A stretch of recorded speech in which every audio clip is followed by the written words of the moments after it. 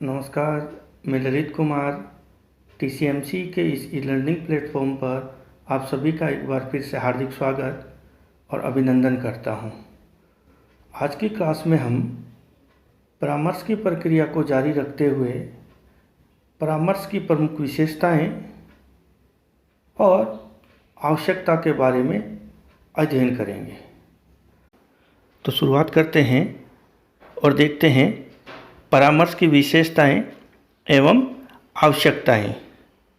पिछली क्लास में हमने परामर्श का अर्थ और विशेषताएं देखी थी। उसके आधार पर हम कह सकते हैं कि परामर्श का आशय पूछताछ, पारस्परिक तर्क वितर्क अथवा विचारों का पारस्परिक विनिमय है। तो देखते हैं परामर्श की प्रमुख विशेषताएं। तो परामर्श की जो प्रक्रिया है वो व्यक्तिगत सहायता प्रदान करने की प्रक्रिया है, यानी एक व्यक्ति से दूसरे व्यक्ति को किसी भी प्रकार की सहायता करने की एक प्रक्रिया है। देखते हैं दूसरी विशेषता, परामर्शदाता संपूर्ण परिस्थितियों के आधार पर समायोजन हेतु प्रार्थी को जानकारी देता है और उसकी सहायता भी करता है।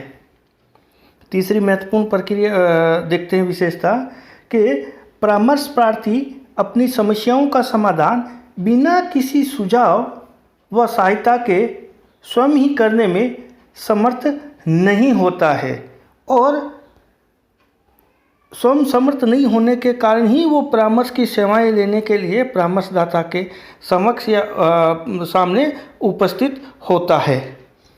नेक्स्ट देखते हैं कि परामर्श की प्रक्रिया साक्षात केंद्रित प्रक्रिया है। किस प्रकार से?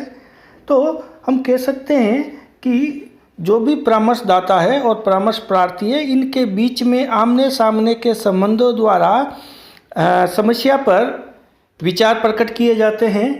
अतः हम कह सकते हैं कि साक्षात्कार जो है वो परामर्श का केंद्रीय बिंदु होता है, जिसमें परस्पर विचार विमर्श, वार्तालाप तथा सौहार्दपूर्ण तर्क वितर्क के आधार पर प्रार्थी को इस योग्य बनाया जाता है कि वह अपनी समस्याओं के समाधान के लिए स्वयं निर्णय ले सके।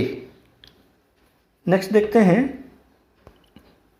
कि परामर्शदाता परामर्श की प्रक्रिया में विभिन्न कारकों में संबंध स्थापित करने में विद्यार्थियों का मार्गदर्शन करता है।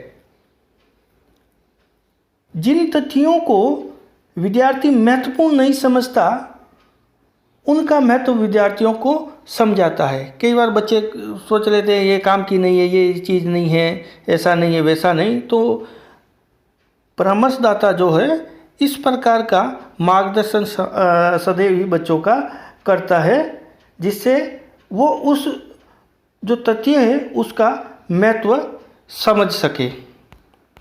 तो इस प्रकार से हमने परामर्श की विशेषताएं देखी और अब देखते हैं परामर्श की आवश्यकता। परामर्श की आवश्यकता के बारे में पढ़ते समय हमें डनसुमर एंड मिलर की एक प्रसिद्ध पुस्तक है, principles and methods of guidance for teacher. इस पुस्तक में छात्रों हेतु परामर्श के निम्नलिखित 8 आवश्यकताओं का उल्लेख किया है। पहली है छात्रों को उसकी सफलता के महत्व के विषयों की जानकारी प्रदान करना, कि भाई ये जो हमारे महत्व की चीज़ें हैं उनकी जानकारी शिक्षक को एक परामर्शदाता के रूप में सदैव देनी चाहिए। नेक्स्ट देखते हैं आवश्यकता किस रूप में है।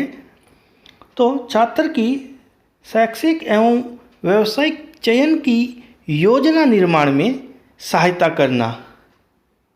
तीसरे देखते हैं शैक्षिक उद्देश्यों की पूर्ति यथोचित प्रयास करने की प्रेरणा छात्रों को देना, ये महत्वपूर्ण है।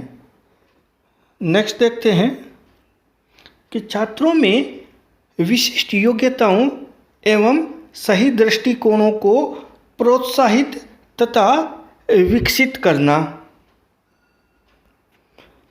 नेक्स्ट परिभाषा देखते हैं कि परामर्श की प्रक्रिया की आवश्यकता इसलिए भी है क्योंकि छात्रों को स्वयं की योग्यताओं, रुचियों एवं अवसरों आदि को समझकर स्वयं को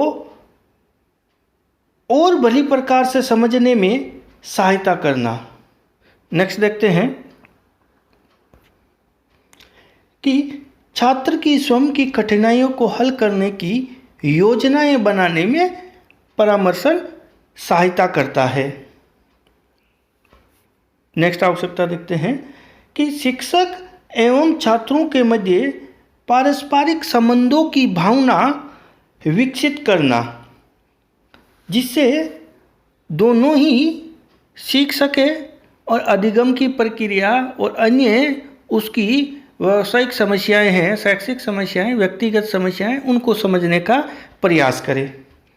नेक्स्ट और अंतिम उसकी आवश्यकता देखते हैं परामर्श की कि छात्रों के संबंध में वे सूचनाएं प्राप्त करना जो उसकी समस्याओं के निराकरण में सहायक हो। अर्थात छात्रों के सामने विभिन्न प्रकार की समस्याएं आती है और उन समस्याओं से संबंधित विभिन्न प्रकार की सूचनाएं प्राप्त करना और ये सूचनाएं उनकी समस्याओं के समाधान में सहायक हो सके। तो आज की क्लास में इतना ही। नेक्स्ट क्लास में इसको और आगे गहराई में देखेंगे। तब तक धन्यवाद।